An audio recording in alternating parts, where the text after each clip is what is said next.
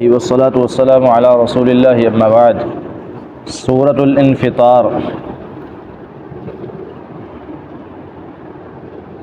اذا السماء انفطرت اذا جب السماء آسمان انفطرت پھٹ جائے گا جب آسمان پھٹ جائے گا وَإِذَا الْكَوَاكِبُ انتَثَرَتْ وَإِذَا اور جب الکواکب ستارے کوکب کی جمع ہے الکواکب ستارے انتثرت بکھر کر گر جائیں گے ستارے بکھر کر گر جائیں گے وَإِذَا اور جب البحار سمندر فجرت پھاڑ دیے جائیں گے اسے جو پچھلی صورت ہے نا اس میں یہ آیا تھا کہ جب سمندر بھڑکائے جائیں گے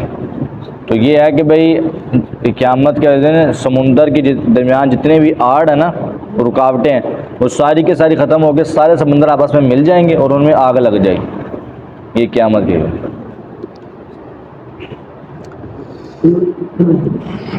وَإِذَا الْبِحَارُ اور جب سمندر فجرت پھاڑ دیے جائیں گے وَإِذَا اور جب القبور قبریں بعثرت الٹ دی جائیں گی قبریں الٹ دی جائیں گی یعنی ان میں سے جو بھی کچھ بھی ہوگا وہ سارے باہر آ جائیں گے یہ دوسرے نفخے کے بعد ہوگا جب دوسرا نفخہ ہو جائے گا نا تو اس کے بعد پھر قبریں پھٹیں گی اور مردے زندہ ہو کر باہر نکل آئیں گے عَلِمَتْ نَفْسٌ عَلِمَتْ جان لے گا نفسن ہر شخص ما جو کچھ بھی قدمت اس نے آگے بھیجا وما اور جو کچھ بھی اخرت اس نے پیچھے چھوڑا ہر چیز اس کو اس وقت اس دن پتہ چل جائے گی یعنی مطلب جب رزلٹ نزدیک ہو نا تو ہر انسان کو پتہ چل جاتا ہے میں کی کر کے آیا ہوں ٹھیک ہے تو قیامت والے دن ہر انسان کو اس بات کا اندازہ ہو جائے گا جو بھی وہ اس نے آگے بھیجا یا جو پیچھے چھوڑا ہر چیز وہ جان لے گا یا ایہا الانسان اے انسان ما غرک ما کس چیز نے غرک تجھے دھوکے میں ڈالا کس چیز نے تمہیں دھوکے میں ڈالا بربک تیرے اس رب کے بارے میں الکریم جو سب سے زیادہ کرم کرنے والا نہایت کرم کرنے والے رب کے بارے میں تجھے کس چیز نے دھوکے میں ڈال دیا اتنی مہربانی کرنے والا تیرا رب ہے اتنا تجھ پر کرم کرنے والا تیرا رب ہے پھر بھی تو اس کے بارے میں دھوکے میں آ گیا اس کے ساتھ کفر کرنے لگ گیا کفر کی گنجائش ہی نہیں باقی بچتی الذی وہ رب خالقک جس نے تجھے پیدا کیا سب سے بڑی بات یہ ہے کہ اس رب کے بارے میں تو دھوکے میں آ گیا جس نے تجھے پیدا کیا فسواک پھر تجھے درست بنایا فعدلک پھر تجھے برابر کیا تمہاری ہر چیز اللہ تعالیٰ نے پوری کی پوری درست بنائی تمہیں ذرہ برابر تمہیں کمی نہیں چھوڑی فی ای صورت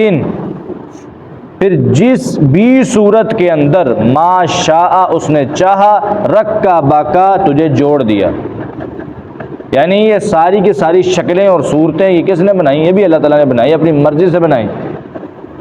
تو آج مطلب ہم کسی کی شکل کے بارے میں کسی کی صورت کے بارے میں اگر کوئی انسان کسی کو مذاق کرتے ہیں تو یہ ہمارے ہاں یہ نوجوانوں میں بہت زیادہ چیز ہے تو اللہ تعالیٰ معاف فرمائے یہ اصل میں اس بندے کو مذاق نہیں ہو رہا اللہ تعالیٰ کی تخلیق کو مذاق ہو رہا ہے جب کوئی بندہ کسی کو کہتا ہے کہ تیرا چہرہ ہو جائے تیرا منہ ہو جائے تو اصل میں کیا ہے کہ نعوذ باللہ وہ اس کے چہرے کے نقص نہیں نکال رہا وہ نعوذ باللہ اللہ تعالیٰ کی تخلیق کے بارے میں اعتراض کر رہا ہے کہ نعوذ باللہ اللہ تعالیٰ نے چہرہ صحیح بنایا ہی نہیں کیونکہ اللہ تعالیٰ کہہ رہے ہیں فی ای صورت ما شاء رکبک کہ اللہ تعالیٰ نے جس صورت میں بھی چاہا اس نے تجھے جوڑ دیا یہ ساری کی ساری اللہ تعالیٰ کی مرضی ہے کسی کو کالا بنایا کسی کو گورا بنایا کسی کے چہرے کے جو ہیں وہ نقش کس طرح کیا کسی کے کس طرح کیا یہ ساری مرضی اللہ تعالیٰ کی ہے کلا بل تکذبون بالدین وَإِنَّ عَلَيْكُمْ لَحَافِظِينَ کلا ہرگز نہیں بلکہ کلا ہرگز نہیں بلکہ تکذبون تم جھٹلاتے ہو بالدین جزا کے دن کو حقیقت میں جو تم اللہ تعالیٰ کا انکار کر رہے ہو نا، یہ پیچھے اللہ تعالیٰ نے کہا نا کہ تمہیں کس چیز نے دھوکے میں ڈالا تمہارے رب کے بارے میں، تو وہ اصل میں یہ نہیں ہے کہ تم اللہ تعالیٰ کی نعمتوں کو تم جانتے نہیں ہو، بلکہ اصل یہ ہے کہ تم جزا کے دن کا انکار کرتے ہو۔ وَإِنَّا اور بے شک علیکم تم پر لحافظین یقیناً نگہبان مقرر ہیں۔ وہ کون ہے؟ کرامن جو بہت عزت والے ہیں، کاتبین لکھنے والے ہیں، ٹھیک ہے۔ اللہ تعالیٰ نے تمہارے اوپر نگران مقرر کیے ہوئے ہیں، یعنی فرشتے یعنی کوئی بھی عمل جو ہے نا ان کی نگرانی سے باہر نہیں ہوتا۔ کرامن اس وجہ سے ان کو کہا گیا عزت والے کیونکہ وہ لکھنے میں خیانت نہیں کرتے، بالکل مکمل جو بھی ہے نا وہ لکھتے ہیں، نہ کوئی بات لکھنے سے چھوڑتے ہیں اور نہ زیادہ کرتے ہیں۔ یعلمون وہ جانتے ہیں، ما تفعلون جو تم کرتے ہو، چاہے تمہارا کوئی مخفی سے مخفی کام ہو، تمہاری نیتیں اور ارادے بھی ان کو معلوم ہے، کوئی بھی کام ان سے مخفی اور پوشیدہ نہیں ہے۔ کرامن کاتبین ہر چیز تمہاری جانتے ہیں، اس لیے جو تمہارے چھپا کے کیے ہوئے گناہ ہیں وہ بھی ریکارڈ ہوئے ہیں، نیت اور ارادے کو بھی وہ جانتے ہیں۔ ہاں جی، کرامن کاتبین، اس لیے تو وہ لکھ لیتے ہیں۔ کوئی بھی عمل انسان اگر کرتا ہے تو وہ جب عمل انسان کر رہا ہوتا ہے اس وقت اس عمل کے بارے میں اس کی کیا نیت ہے وہ نیت بھی وہ جانتے ہیں، یعنی یہ اللہ تعالیٰ کے لیے کر رہا ہے کہ ریاکاری کے لیے کر رہا ہے، ساری نیتوں کو جانتے ہیں وہ۔ یعلمون وہ جانتے ہیں، ما تفعلون جو تم کرتے ہو۔ ان الابرار بے شک نیک لوگ، لفی نعیم یقیناً بڑی نعمت میں ہوں گے، وان الفجار اور بے شک نافرمان لوگ، لفی جہیم یقیناً بھڑکتی ہوئی آگ میں ہوں گے، یصلونہا وہ اس میں داخل ہوں گے، یوم الدین جزا کے دن، ٹھیک ہے، جزا کے دن وہ داخل ہوں گے، وما ہم